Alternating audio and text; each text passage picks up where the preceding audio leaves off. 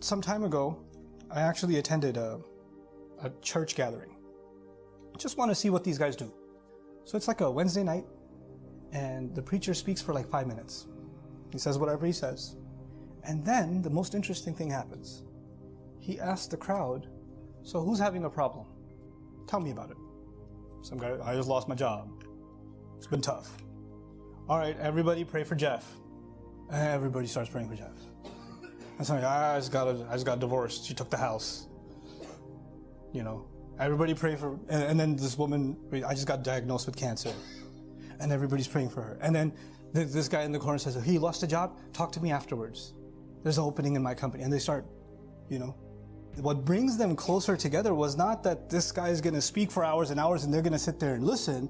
They were drawn to this gathering because they have a place where they can be heard, where they can feel supported. Rasulullah sallallahu alaihi wasallam was an amazing listener. We think of Rasulullah sallallahu alaihi wasallam as an amazing speaker. Yes, he was. And he's also an incredible listener.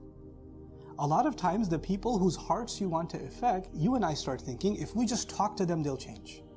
Let me tell you, more than talking to people, we have to learn to listen to people. We have to learn to listen to people. You don't listen to just answer them and argue back, or before you even finish hearing what they have to say, you already have 10 answers for them. No. Just listen. Don't listen with a pre-programmed, I'm going to answer them real good. No, there are some people that are listening to a question halfway through. Let me tell you what. No. Just listen. Just listen. This is not a debate. It's not a contest. You're not going to crush them with evidence. This is not going to be some sort of a competition where you're going to answer them real good and everybody's going to go, Takbir! No, none of that. None of that. Your job is just to be a good listener first. Let people say what they have to say. Let your family members air out what they feel. And you have to first, if you can't empathize, one of the qualities of the Prophet ﷺ, بِالْمُؤْمِنِينَ رَؤُوفٌ رَحِيمٌ. The Prophet ﷺ is ra'uf, which means extremely empathetic. Meaning he goes out of his way to try to understand what others are feeling. What others are feeling. So many times you find narrations of the Prophet ﷺ, people came to him and said, I need this, I need this, I need this.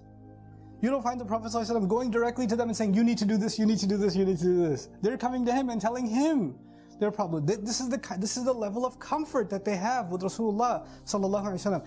And today, anybody who even looks religious or represents the religion, people don't want to come to them, they want to run away from them.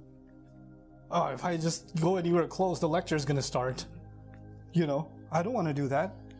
So this, in internalizing that you and I are not in control, our job is to give gentle reminder. And we cannot do so if we don't become good, empathetic listeners. Everybody's entitled to their feelings. Everybody has feelings that they have to work through. And we have to be able to do that, especially for those that we love.